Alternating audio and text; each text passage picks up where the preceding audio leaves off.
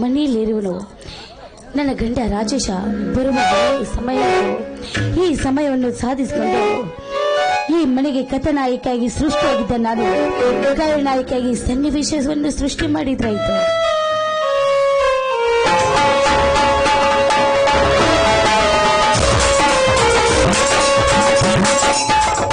ಬನ್ನಿ ಮಾವ, ಯಾಕೆ ಮೈಯಲ್ಲಿ ಹುಷಾರಿಲ್ವೇನೋ?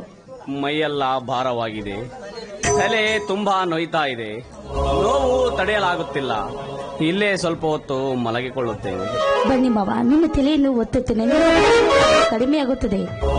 ಬೇಡಮ್ಮ ಮೋನಿಕಾ, ಸುಮ್ಮನೆ ನಿನಗೇಕೆ ತೊಂದರೆ? ಸ್ವಲ್ಪ ಹೊತ್ತು ಮಲಗಿಕೊಂಡು ವಿಶ್ರಾಂತಿ ಪಡೆದರೆ ಮಾವ, ಹೀಗೆ ಮಾತನಾಡ್ತಾ ಇದ್ರ ನೀವು?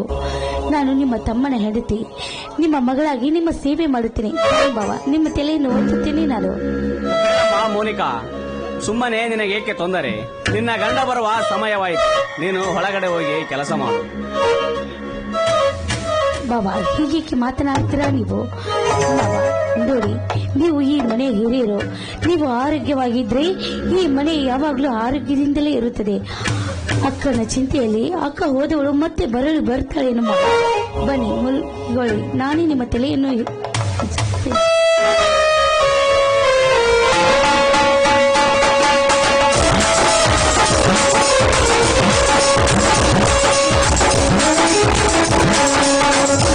ಮೋನಿಕಾ, ಮೋನಿಕಾ, ಯಾಕೆ ಮೋನಿಕಾ, ಏನಾಯ್ತು? ಬನ್ರಿ ರಾಜೇಶ್, ಬನ್ನಿ. ನನ್ನ ತಲೆ ತುಂಬಾ ನೋಡ್ತಾ ಇದೆ. ನನ್ನ ತಲೆ ಹೊತ್ತು ಅಂತ ಹೇಳಿದ್ರು ನಿಮ್ಮ ಅಣ್ಣನವರು. ಅವರ ತಲೆ ಒತ್ತಲಿಕ್ಕೆ ಹೋದ್ರೆ ಮೋನಿಕಾ, ನಿನ್ನನ್ನು ನೋಡಿದ್ರೆ ನನ್ನ ಹೆಂಡತಿ ಸಾವಿತ್ರಿಯನ್ನು ನೋಡುದಂತಾಗುತ್ತದೆ ಅಂತ ನನ್ನ ಕೈ ಹಿಡಿದು ಜಗ್ಗಿ ತಪ್ಪಿಕೊಂಡ್ರು ರೀ. ಅದಕ್ಕೋಸ್ಕರ ನಾನು ಜೋರಾಗಿ ಕೂಗಿದೆ. ಒಳ್ಳೆ ಸಮಯಕ್ಕೆ ಬಂದ್ರಿ ನೀವು.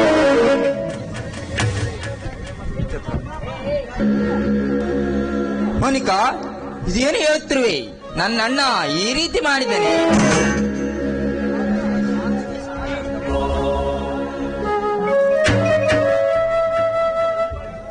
ಬಾ ರಾಜೇಶ, ಈಗ ಬಂದೆ ಏನಪ್ಪ?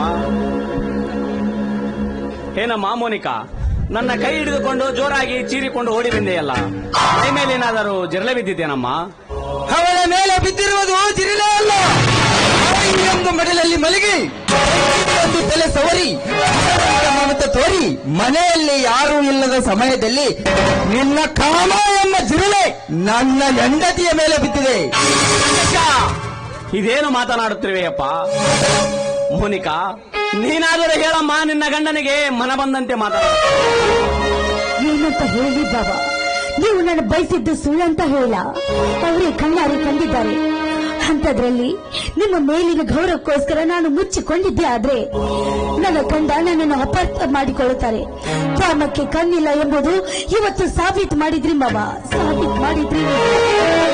ಮೋನಿಕಾ, ಬೇಸಿಗೆ ಕಾಲದಲ್ಲಿ ಬೇವಿನ ಮರ ತಂಪು, ಕಷ್ಟದಲ್ಲಿದ್ದವರಿಗೆ ತಾಯಿಯ ಮಡಿಲು ತಂಪು ಎನ್ನುತ್ತಾರೆ.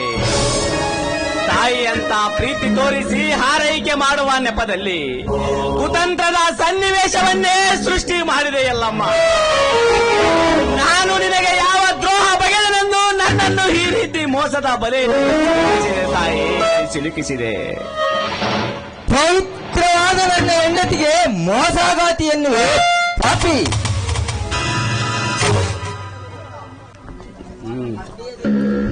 ನೋಡಿಯದಿರು ನಿನ್ನ ಒಲಸುವಾಯಿಂದ ತಾಯಿಯನ್ನು ಶಬ್ದ ಪಾಲನೆ ಮಾಡಲು ಬಂದ ನನ್ನ ಹೆಂಡತಿ ಅಂಗಸುಖ ಬಯಸಲು ನಾಚಿಕೆ ಆಗದಲ್ಲ ವೇಲಿಲ್ಲ ಏಸಿದಲ್ಲ. ರಾಜೇಶ, ತಮ್ಮನ ಹೆಂಡತಿಯ ಅಂಗಸುಖ ಬಯಸುವಷ್ಟು ಮತಿಹೀನನಲ್ಲಪ್ಪ ನಿನ್ನ ಅಣ್ಣ. ಬಂಗಾರದ ಜಿಂಕೆಯನ್ನು ಯಾರೂ ನಿರ್ಮಿಸಲಿಲ್ಲ, ಯಾರೂ ನೋಡಿರಲಿಲ್ಲ.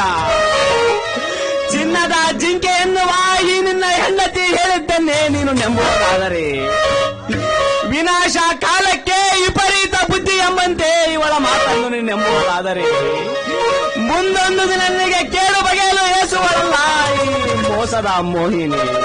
ನೀನು ಮಾಡಿದ ಮೋಸ ಕೃತ್ಯವನ್ನು ಮುಚ್ಚಿಕೊಳ್ಳಲು ನಾನು ಮೋಸಗಾರ್ತಿ ಆಗಲೇನೋ ಕಟುಕ. ಪವಿತ್ರವಾದ ನನ್ನ ಹೆಂಡತಿಗೆ ಮೋಸಗಾತಿ ಎನ್ನುವೆ ಅಮ್ಮ.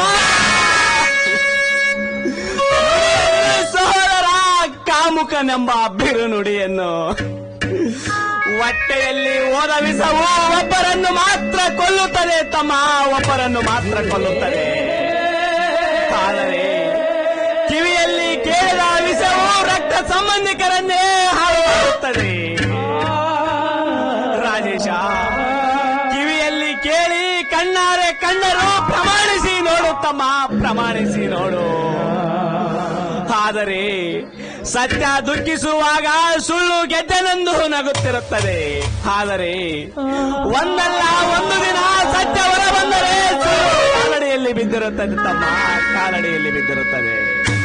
ಕಲ್ಲು ಶಿಲೆಯಾದರೆ ನೆಮಿಸಿ ಕೈ ಮುಗಿಯುತ್ತೇವೆ, ಅದೇ ಕಲ್ಲು ಮೆಟ್ಟಲಾದರೆ ಕಾಲಲ್ಲಿನ ಚಪ್ಪಾಲೆ ಬಿಡುತ್ತೇವೆ.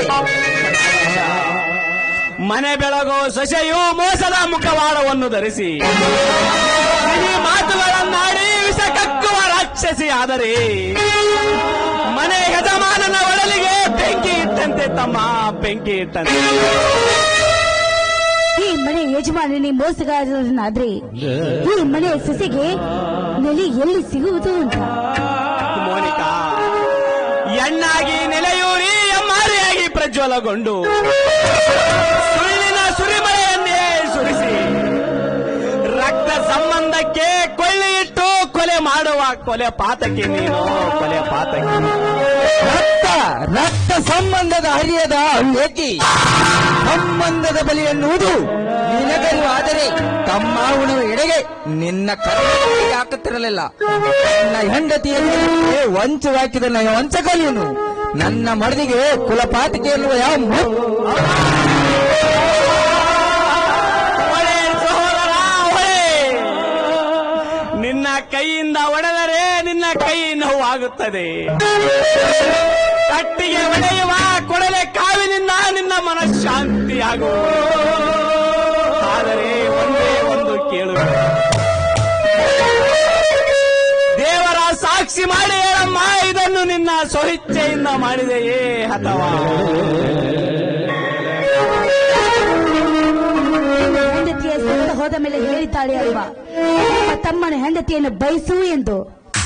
ಅವಳು ಪುಣ್ಯವಂತೆ ಕಣಮ್ಮ, ಪಾಪದ ಕೆಲಸಕ್ಕೆ ಕೈ ಹಾಕಿದವಳಲ್ಲ, ಪಾಪ ಮಾಡೆಂದು ಹೇಳುವವಳಲ್ಲ. ಧರ್ಮ ದೇವತೆಯಂತಿರುವ ನನ್ನ ಹೆಂಡತಿಗೆ ಇಲ್ಲ ಸಲ್ಲದ ಮಾತುಗಳನ್ನು ಆಡಬೇಕು. ಅಂದರೆ ನಿನ್ನ ಹೆಂಡತಿ ಧರ್ಮದೇವತೆ, ನನ್ನ ಹೆಂಡತಿ ವ್ಯಭಿಚಾರಿ ಎನ್ನುವುದು ನಿನ್ನ ಮಾತಿನ ಅರ್ಥ. ನಿನ್ನ ತಪ್ಪನ್ನು ಮುಚ್ಚಿಕೊಳ್ಳಲು ಬಂಗಾರದಂತ ನನ್ನ ಪತ್ನಿಯ ನಡತೆಗೆ ಹೆಸರಬೇಡ. ಮೋನಿಕಾ, ಈ ಮನೆ ಬಿಟ್ಟು ಹೋಗೋಣ ನಡಿ. ಇಂಥ ನಡೆಗಟ್ಟವರ ಜೊತೆ ಇರೋದು ಒಂದೇ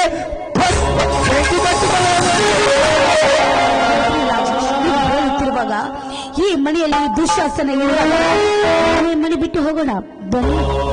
ಮನೆ ಬಿಟ್ಟು ಮಾತ್ರ ಹೋಗಬೇಡಿ. ನಿಂತುಕೊಳ್ಳಿ, ಮನೆ ಬಿಟ್ಟು ಹೋಗಬೇಡಿ. ತಮ್ಮನ ಹೆಂಡತಿಗೆ ಆಸೆ ಪಟ್ಟು ಮನೆಯಿಂದ ಹೊರ ಹಾಕಿದ ಕಟುಕ ಎಂದು ಹಾಡಿಕೊಳ್ಳುತ್ತಾರೆ. ನಿಮ್ಮ ಕಾಲಿಡಿದು ಬೇಡಿಕೊಳ್ಳುವೆ, ಮನೆ ಬಿಟ್ಟು ಮಾತ್ರ ಹೋಗಬೇಡಿ.